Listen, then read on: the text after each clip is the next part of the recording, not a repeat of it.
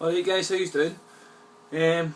First time I made a wee video like this in a while, you know, and I've actually not written any poetry for a good long time, and yesterday I actually got down and got some words out for the first time in ages, and I'll tell you what it was that it brought me to writing about stuff yesterday. Was obviously the news of that terrible thing that happened with the wee kids in Connecticut in America, with the shooter. It was obviously an atrocity, you know, what happened there, you know, very much like the thing that happened in Dublin here in Scotland a few years ago. And it's happened a couple of times in America, similar incidents and that, you know, and it really is a disgraceful thing what's happened to the wee kids, and the adults that they're killed as well. But the thing that caused me to write this poem that I've wrote now, it wasn't just so much the actual incident itself. It was when I watched the news and I seen Barack Obama on the television, and I thought to myself, honestly, I can't put, well, I have put any words, but I can't put any words just the way I felt watching that. I thought it was an absolute charade what that guy done on television, wiping fake tears away from his eyes, pretending to sympathise. For me it was total pretending. He was completely pretending.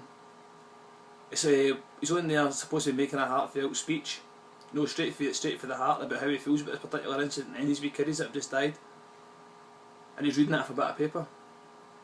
You know, heartfelt speeches come straight from the heart. You don't need to read them. You don't need to have them written for you.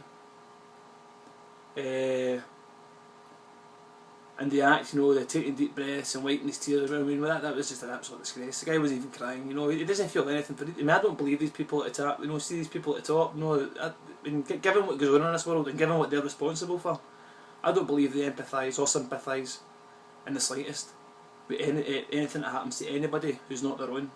No, who's not their loved ones.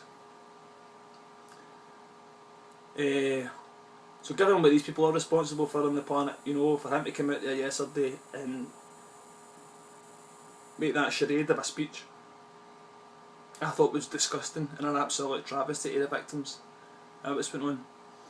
And it's made me write this poem, and I'm going to share this poem with you now. I understand it's going to be quite controversial to some people, and some people won't share my opinion. Some people think Barack Obama was done alright, and he said what was had to be said, but I don't agree with that.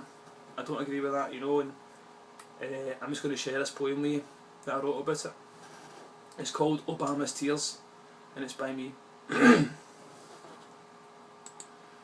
Show us your tears, Obama. Go on, man, let's see you weep. Play the pantomime protagonist and pretend your grief is deep.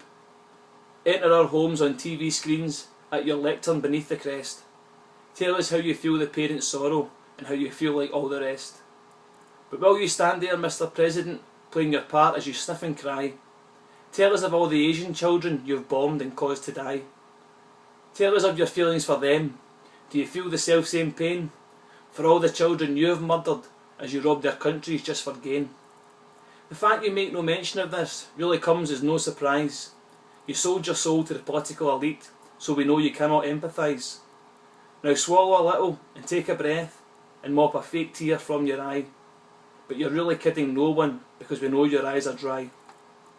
So while you're wiping from your face a stream of tears that are not there, we'll be sending every victim a thought of love and a heartfelt prayer.